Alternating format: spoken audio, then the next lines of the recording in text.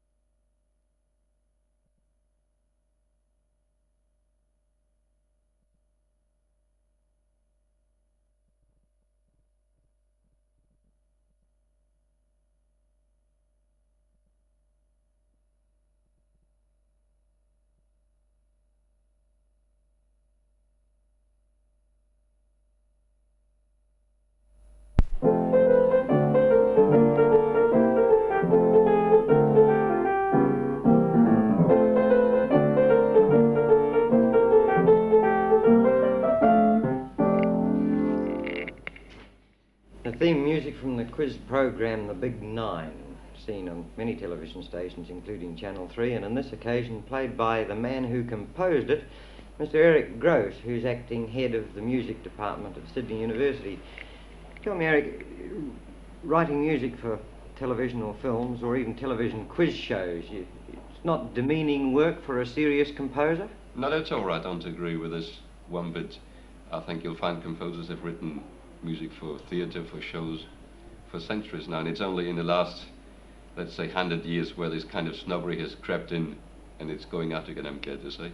You don't think really that there's any difference between what some people call serious music and other people call and popular music? Well, I think all music is serious to me as a musician and as a composer.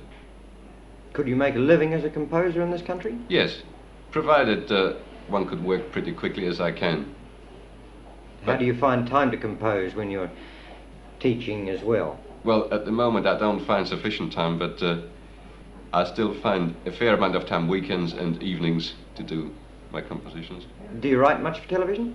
Yes, as much as there is available in this country, which is not that much. I write quite a bit of film music for documentary films and things like this. Yet you wouldn't consider yourself a television composer. You do compose music for music's sake. Oh yes, writing for television or films is only one part of my work as a composer, and I think that goes for many of my colleagues too. Do you have many colleagues in the composing business? Well, in the Fellowship of Australian Composers we have about 120 members. Now, most of these would be composing professionally, that is, they would earn money from their compositions, but they would be doing this in addition to teaching, mostly. And what chance have these Australian composers got of ever having a difficult or, well, let's use the word loosely, serious piece of music performed in Australia? Well, the chances are increasing, and I think really within the last 3 or 4 years there's been a tremendous improvement in the assistance giving composers opportunities to have their works performed. This is through means of government subsidies and subsidies by the Performing Rights Society and various state governments. And also there has been a change in the attitude amongst the public and amongst the musicians themselves. They're now very interested in performing new works. And in fact, this is really going to the idea which was current, let's say, in the 18th century, where people didn't want to hear music which had been composed last year. They wanted to hear new stuff all the time. And I think we're slowly coming to this again, although I don't think anybody wants to wipe Beethoven and Brahms and Bach, but we're getting to this stage where people are looking forward to hearing new works. There's still, however, a lot of people who consider that contemporary music, if I can call it this, or a lot of it, is virtually unlistenable. Is this an uneducated ear, or is it bad composition? Well, of course, there's as much bad composition around as ever there has been, except that when it comes to modern music, I think this is a matter of music education. If you bring up a child with the idea that C major or C, E, G, these notes form a chord and this is what music is, well, you grew up with this preconceived idea. But if you were to bring up a child in the kind of musical education which many get now, where they start their piano lessons with Bartók's Microcosmos, they grow up and accept this. Look, if you look at the pop scene, if you look at really good pop music, you hear all sorts of musical devices and compositional tricks of the trade, which the youngsters wouldn't accept if it was called, I don't know, symphony or something like this. But they'll accept this because it comes under the pop music title. Then you see pop music as doing music as a whole a good service? The better type of pop music, not the cheap and nasty one, you know, with a melody line and cha-cha underneath. It has been said that music's the forgotten art form in Australia, that the public's supporting the graphic arts and that the government's supporting the stage arts, but nobody's supporting music. Is it, in fact, unsupported and dying, or is it Australian music healthy? I think it is very healthy indeed. I'm not familiar with the conditions in Newcastle, but at Sydney, the opera subscription series is sold out, the ABC subscription series are sold out, the new ABC Gold series is sold out, Musica Viva concerts are virtually sold out. There is a tremendous amount of music making going on, and there is a fair amount of finance available, even for composers, to enable people to commission them to write new works. Admittedly, it's not much, but it helps. It's better than nothing. Oh yes, far better than nothing. Well, there we'll have to leave it. Thank you. I hope you enjoy your visit in Newcastle, and I hope that your next performance is also sold out. Thank you very much. Mr. Eric Gross. Thank you.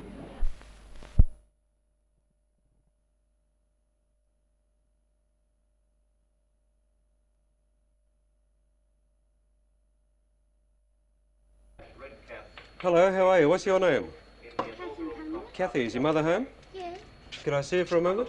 Big Butch, second, written by Billy Kramer, a chestnut gelding by Butcher Boy from Della, raced by Mr. and Mrs. Ron Evans. Hello, Mrs. Cunliffe, is it?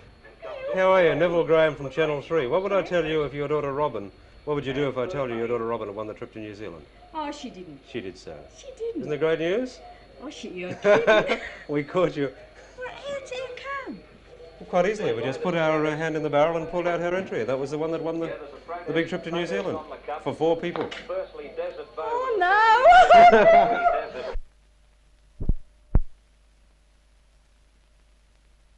How would you like a trip to New Zealand? What would you do if I told you you won it? Do you remember sending in the entry form? You didn't send the entry form in. Grandma might have sent it in, do you think? I wonder if Grandma sent it in and put your name on it. That's probably what happened. And fancy Grandma not telling you. Well, what do you know about that? Well, anyway, if Grandma sent it in, it's the one that was pulled out of the barrel and you've won the trip to New Zealand. How would you like to take Mum and Dad on a holiday to New Zealand for a couple of weeks? And $200 to spend as well. That'd be all right? Yeah. It'd be fabulous, wouldn't it? Wouldn't it be wonderful? And you can probably take, how many brothers and sisters have you got? I ain't got none, only sisters. Only sisters? Oh, gee, that's a bit of hard luck, isn't it? No brothers. You should have brothers. Every family should have brothers. But anyway, how would you like to take them to New Zealand too for a couple of weeks? Flying in an aeroplane? All right, with the compliments of Jays? Wouldn't it be wonderful? Well, it's all yours, darling. All yours. Thanks. That's quite all right. It's a pleasure.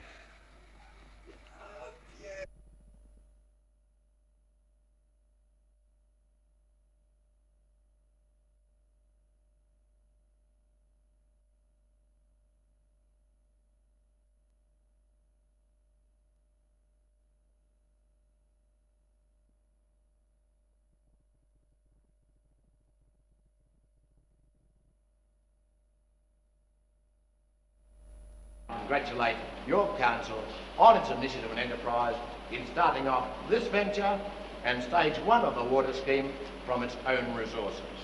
And it is now my very great pleasure then to officially declare open this magnificent water treatment plant.